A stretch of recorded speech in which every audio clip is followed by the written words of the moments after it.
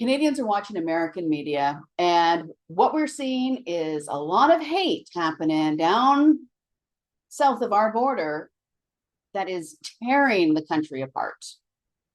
We can feel this hatred oozing over our border and permeating our society. And what are we going to do about it?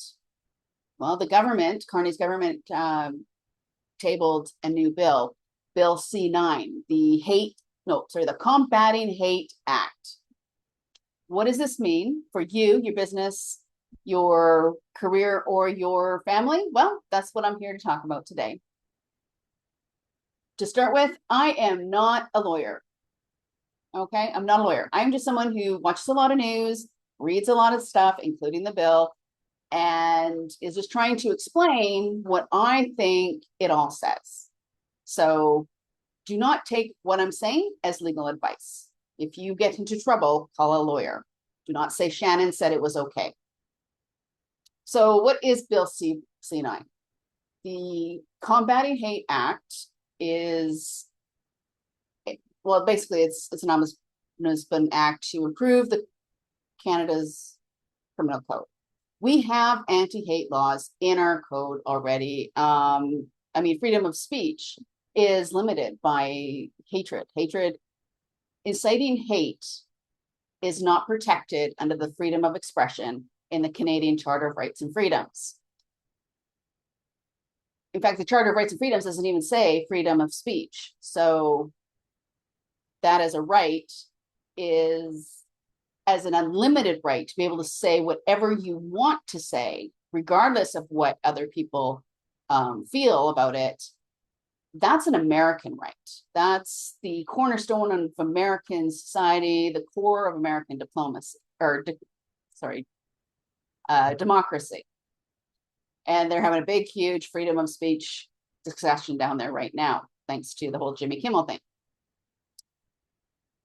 What we have up here in Canada is different in that, yes, you can say whatever you want, but if you are inciting others to hate a group of people, that is a hate crime, and you can be arrested for it. In fact, we have been arresting people for it as recently as this year, and last year there was somebody for that.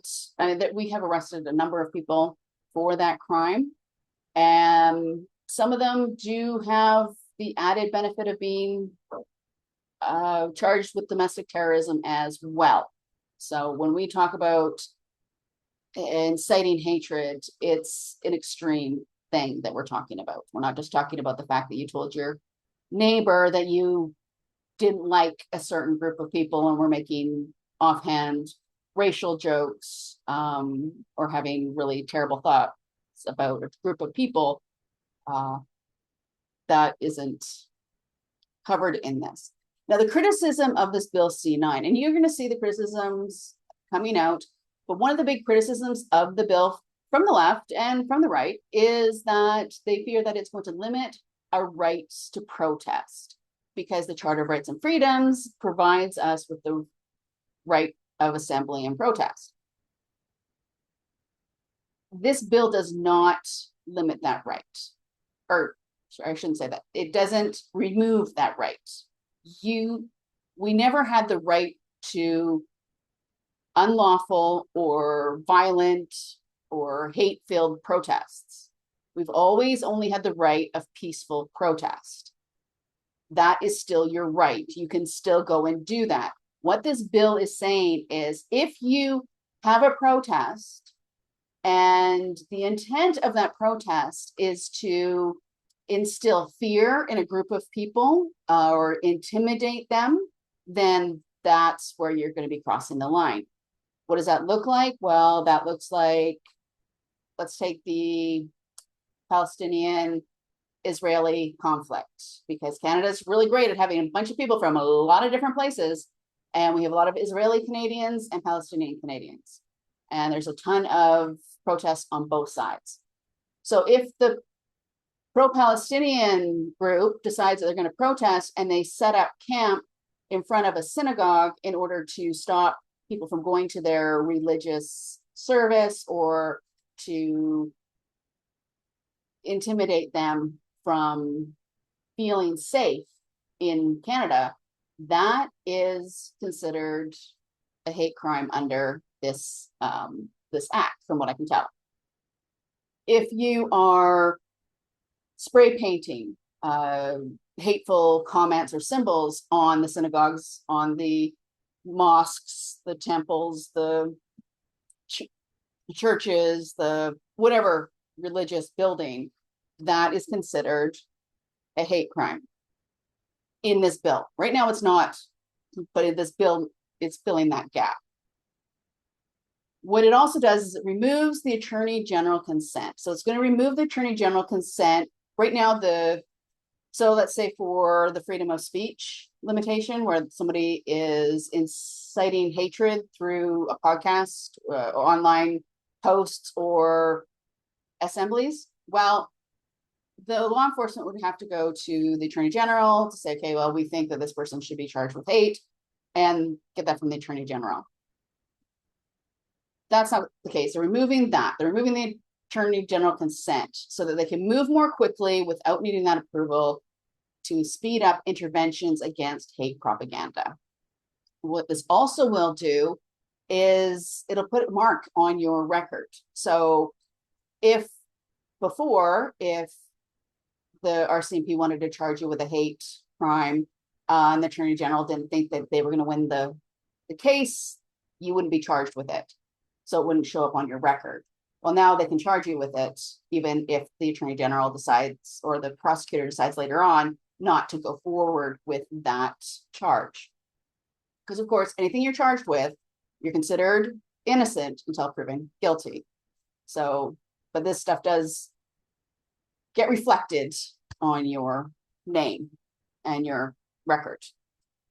So there is like I was saying about hate symbols, this is another criticism that's happening out there. People are scared, well, what if I wear a swastika on my shirt? Am I going to get arrested? And I can see some idiots out there, once this becomes law, trying to see what they can get away with and walking around with Nazi symbols on their clothing or Proud Boy symbols. But here's the thing. It's not about the symbol itself. And it's not even about where it is. So if you've got a Nazi flag on your wall in your house, RCMP are not going to come and knock down on your door and haul you away for a hate crime. Nobody cares what you have on your walls inside your house, least of all the government.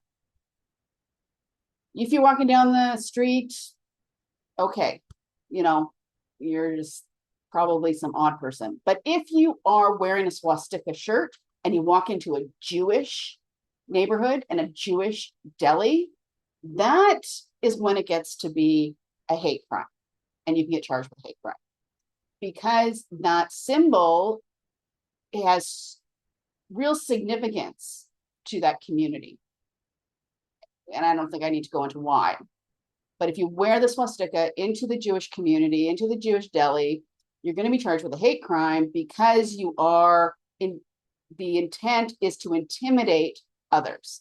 So if your intent is to intimidate anyone, that is when this bill is going to be triggered for as a tool for the RCMP to come and arrest you and take you away. And whether it's RCMP or Vancouver Police or Toronto Police or Ontario Police, when I say RCMP, I just mean all police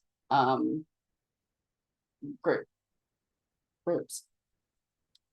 So just make sure that when you have your hatred, whether it's a Proud Boys or something else, you have your hatred icons, you understand the difference between just them being in your house and walking into a Jewish deli, okay? Now, the standalone hate crime provision, so offenses motivated by hate now carry enhanced penalties. What that means is, okay, so now you've walked into this Jewish deli with the swastika to hold up, to rob the store. You're going to get charged with theft. But now you can get charged with theft and hatred, which will add years onto your sentence.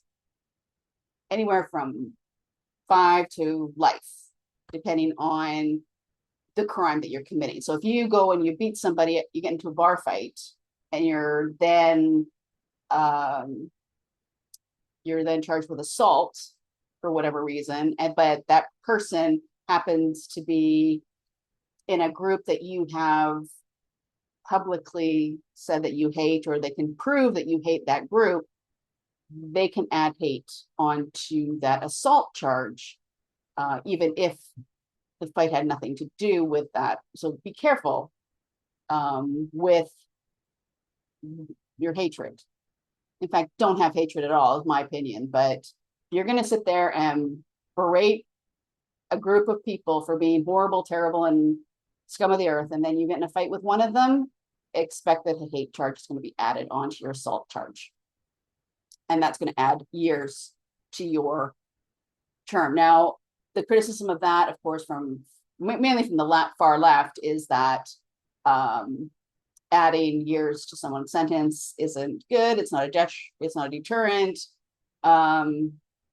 We all know that the left side is more and is more prone to lower sentences or no sentences, whereas people on the right would love to lock you up and hide the key. Personally, I'm in the middle. I'm in the middle. Like, let's have some sentence, but not too bad. Let's have some rehabilitation in there, maybe some education in order to change the way that they see the world.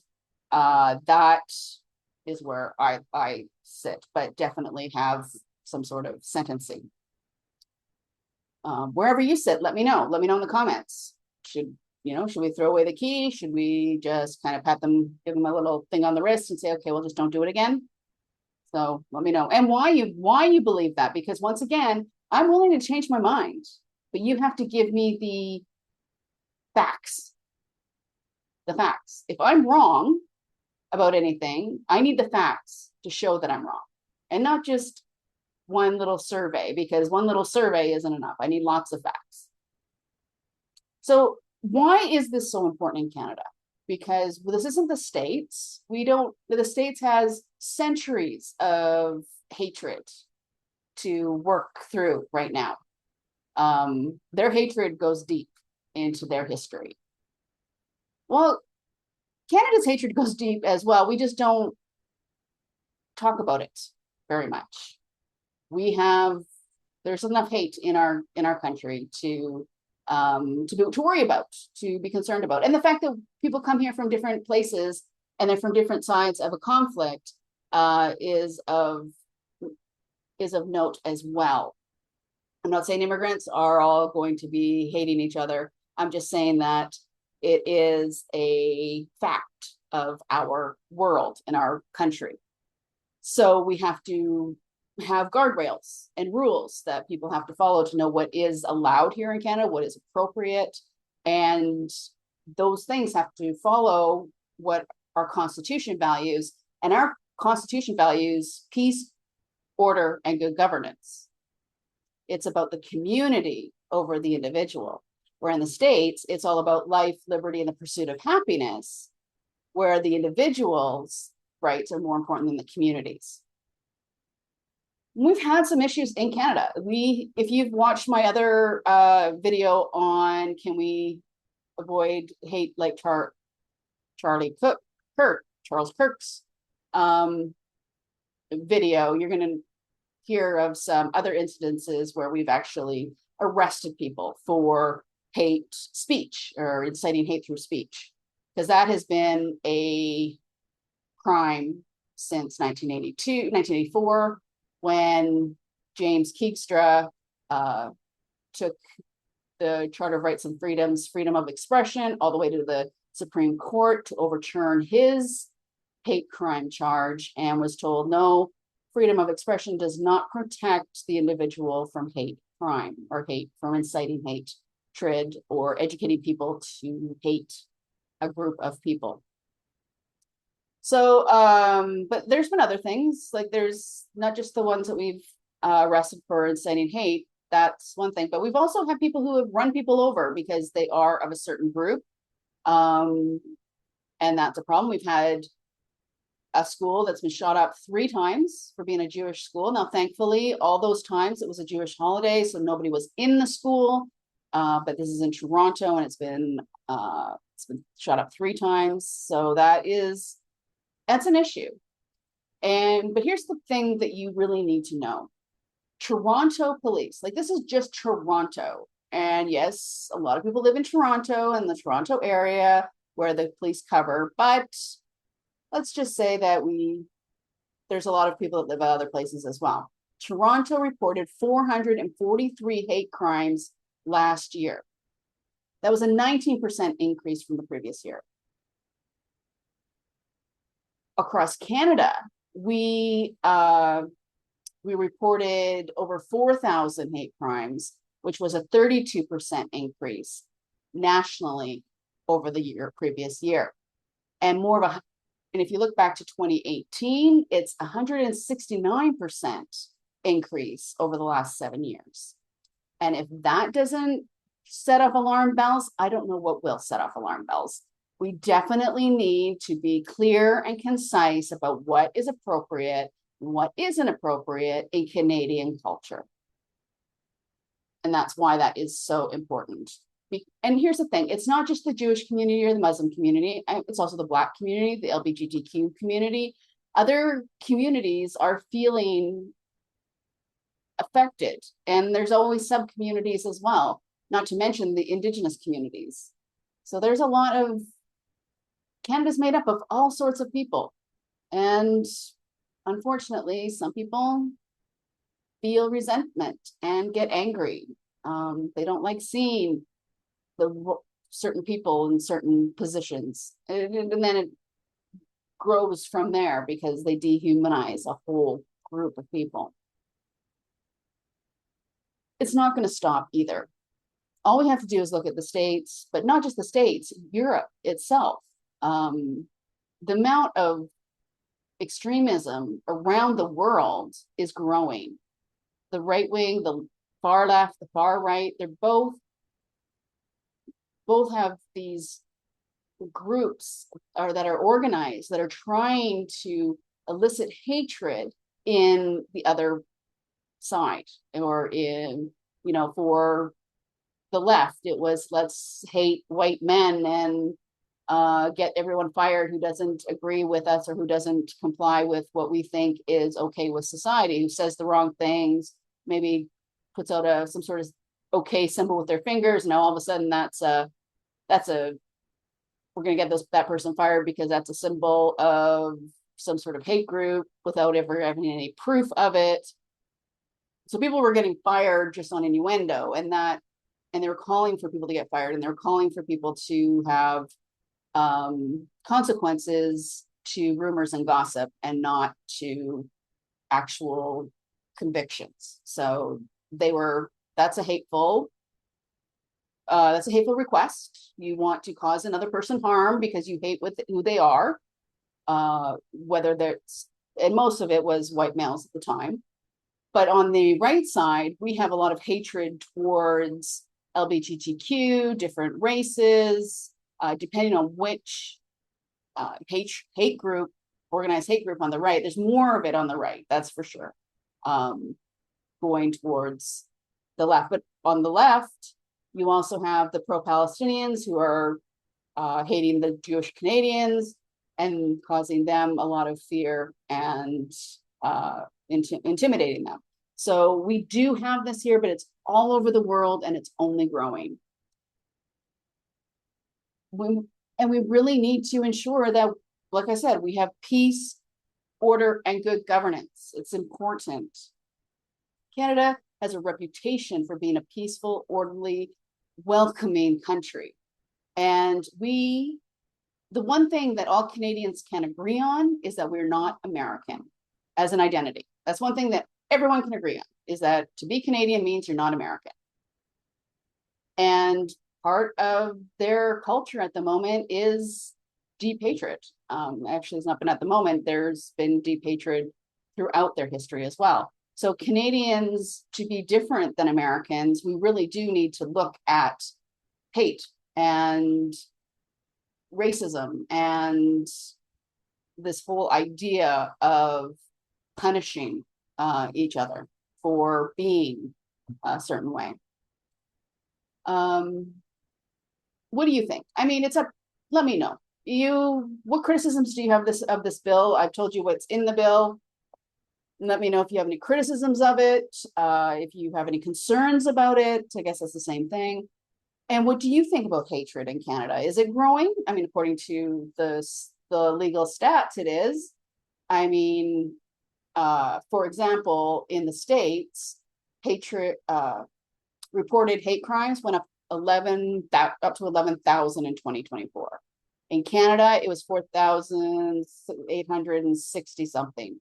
That is a quarter of the amount of hate crimes that were reported in the States. That's a lot of hate incidences of hatred. Now, of course, different legal systems, different attitudes. So in my opinion, that's doing apples to oranges, not apples to apples, but you get the picture. It is growing here. It is a serious issue here. And it is time for us to understand what does hate look like? Let me know that too. What does hate look like? What does a hateful act look like? What do people, when people do something or say something, what is that tells you that that person hates a group of people? Maybe we can start defining this in our discussions around the table and then try to communicate that to our MPs as to what we see as acceptable, because that bill is going into committee. Just because what I said here, that isn't the end of it. That's just what the bill is on the table. It's now going into committee, and then it'll be voted on. It'll be reworked, added to, removed, clarified.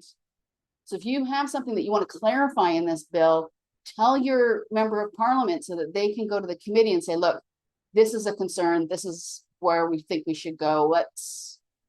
This is what my constituents want. So definitely, if you are concerned about this bill, let your MP know. Well, until next time, Peel out.